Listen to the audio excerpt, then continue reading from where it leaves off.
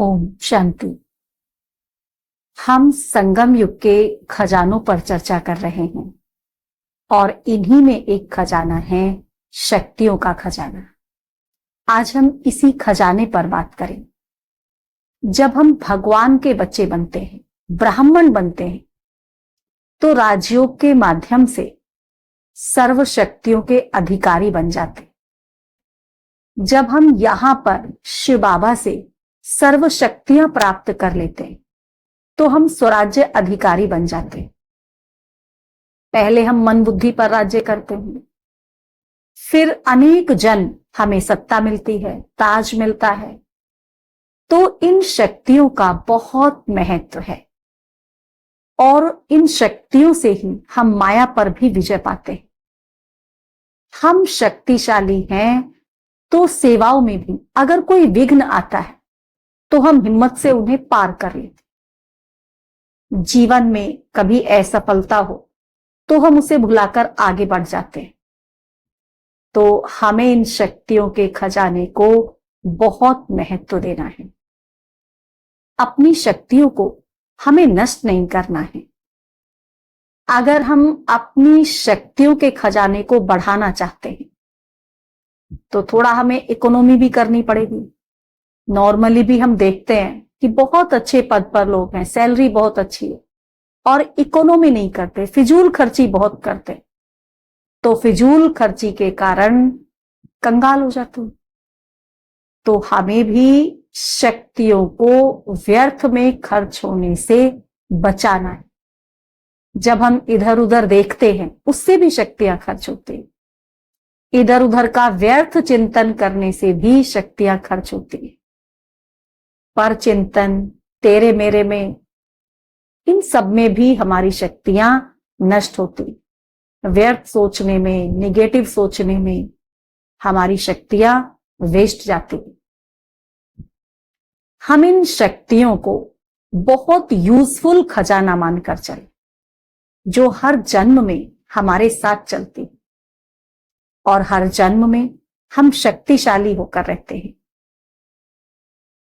इस जन्म सर्व शक्तियों का वरदान हमें भगवान से ले लेना है। मैं मास्टर सर्वशक्तिवान हूं, ये वरदान हमें भगवान से ले लेना है।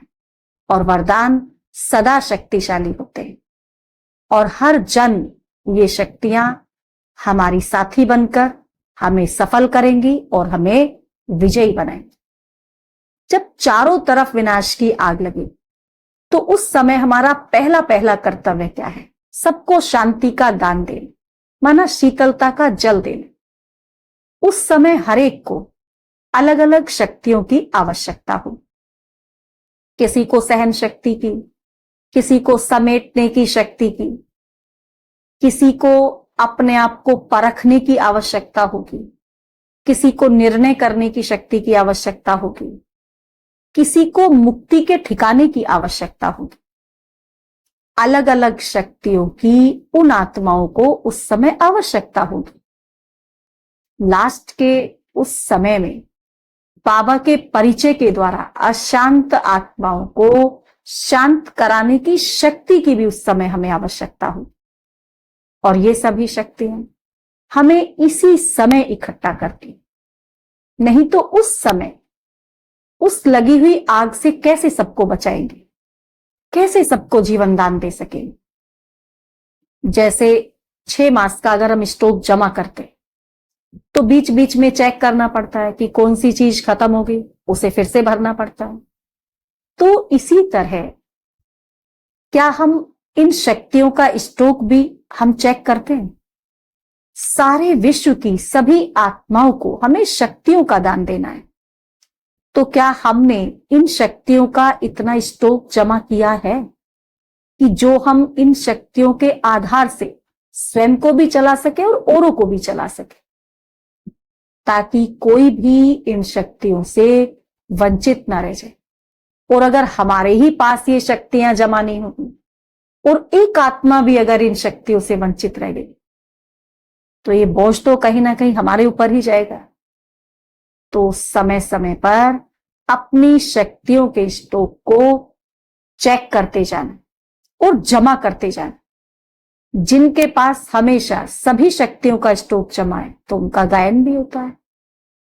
जिनके पास शक्तियों का स्टॉक जमा है वही लकी स्टार्स के रूप में चमकते हुए विश्व की आत्माओं के बीच में नजर आते हैं।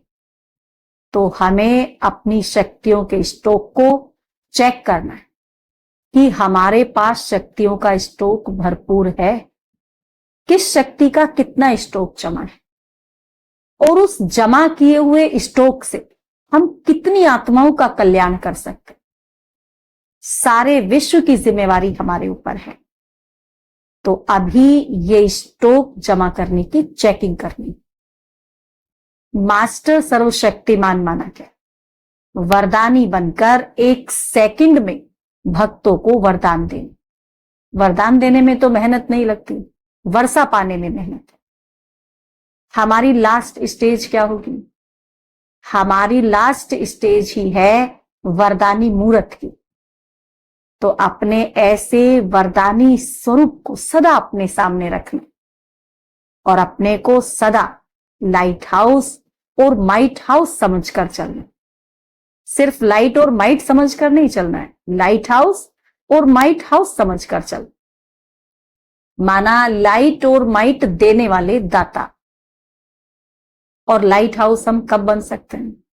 जब हमारे पास उतना स्टॉक जमा होगा। अगर हम स्वयं ही सदा लाइट हाउस माइट हाउस स्थिति में स्थित नहीं हो सकते तो अन्य आत्माओं को लाइट और माइट कैसे देंगे? जो स्वयं ही मास्टर सर्वशक्तिवान होते हुए भी अपने प्रति सर्वशक्तियों को यूज नहीं कर सकता तो माइट हाउस बन, लाइट हाउस बन अन्य आत्माओं को सर्वशक्तियों का दान कैसे दे सकते? तो हमें पूछना है अपने आप से, क्या मैं लाइट हाउस माइट हाउस हूं? मेरे पास सर्व शक्तियों का स्टॉक जमा है? अगर मेरे पास किसी एक भी शक्ति की कमी है तो हम दूसरों को सर्वशक्तिवान बाप के अधिकारी मास्टर सर्वशक्तिवान कैसे बना सकते हैं? निर्बल आत्माओं को सिर्फ ज्ञान दे दिया, उन्हें कोर्स करा दिया और योग में बैठा दिया, वे इससे आगे नहीं बढ़ेंगे, इससे आगे नहीं बढ़ने वाली है। अगर हमें उनको सहयोग देकर आगे बढ़ाना है तो उसके लिए अपने अंदर शक्तियों का स्टॉक बढ़ाना है।